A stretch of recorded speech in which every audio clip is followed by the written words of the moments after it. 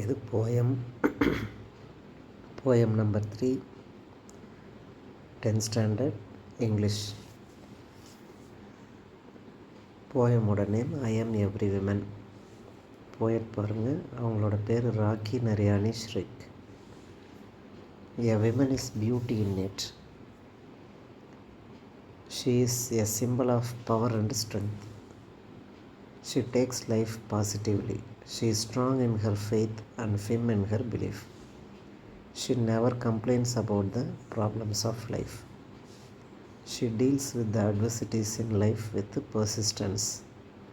Today's woman is strong, brave, empowered, and determined. The poet is not talking about the women of previous generation. The tone of the author is self-esteemed and warning.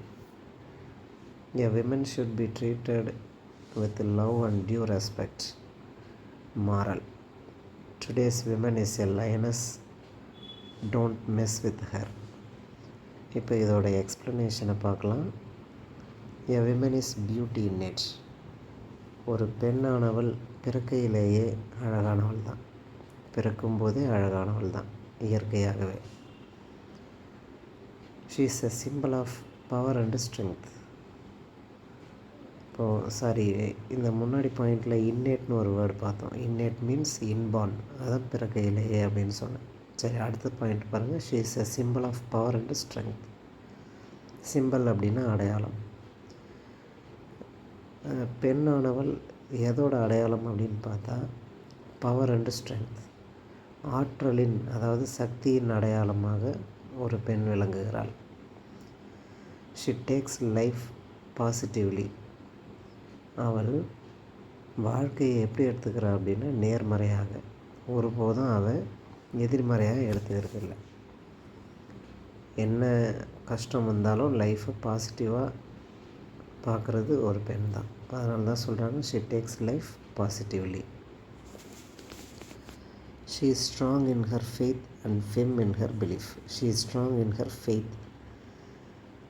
அவளோட நம்பிக்கையில் அவள் ரொம்ப திடமாக இருக்கிறாள். இங்கே faith அப்படின்றது ஒரு மனிதன் மீது நாம் வைக்கிற நம்பிக்கை ஃபெய்த்.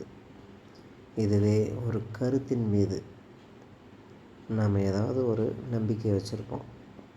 அப்போ ஒரு பொருள் மேலே இல்லை ஏதாச்சும் ஒரு கருத்து மேலே வச்சுருக்கோம் அப்படின்னா அது பிலீஃப். இங்கே ஸ்ட்ராங்னாலும் வலிமை தான், ஃபிம்னாலும் வலிமை தான். இங்கே என்ன ரெண்டு விஷயம் சொல்லியிருக்காங்க. மனிதன் மேலே வைக்கிற நம்பிக்கையாக இருந்தாலும் இல்லை ஒரு கருத்தின் மீது வைக்கிற நம்பிக்கையாக இருந்தாலும் ரெண்டுலேயுமே அவள் திடமாக இருப்பாள். திடமான நம்பிக்கை கொண்டவள். மனுஷனாக இருந்தாலும் சரி இல்லை ஒரு கருத்தாக இருந்தாலும் சரி. ரைட், அதை தான் சொல்கிறாங்க. She is strong in her faith and firm in her belief.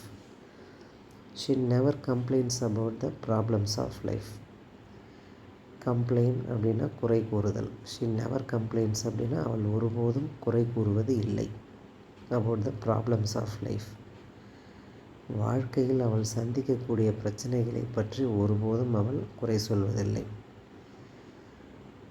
அப்போ பெண்ணானவள் என்ன செய்வாள் அப்படின்னா வாழ்க்கையில் ஏதாச்சும் பிரச்சனைகளை ஃபேஸ் பண்ணால் இதை ஒரு சேலஞ்சாக எடுத்துக்கிட்டு அவள் டீல் பண்ணுவாள்.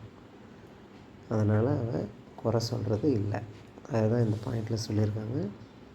She deals with the adversities in life with persistence. She deals with the adversities. Adversities அப்படின்னா கஷ்டங்கள். லைஃப்பில் அவள் சந்திக்கிற கஷ்டங்களை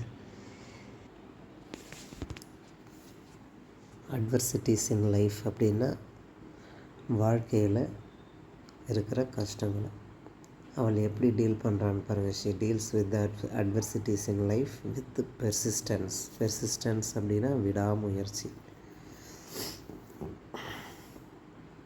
விடாமுயற்சியோட தன்னோட வாழ்க்கையில் அவள் சந்திக்கிற எல்லா பிரச்சனைகளையும் டீல் பண்ணுறாள். Today's women is strong, brave, empowered and determined. இன்றைய பெண்ணானவள் எப்படி இருக்கிறாள்?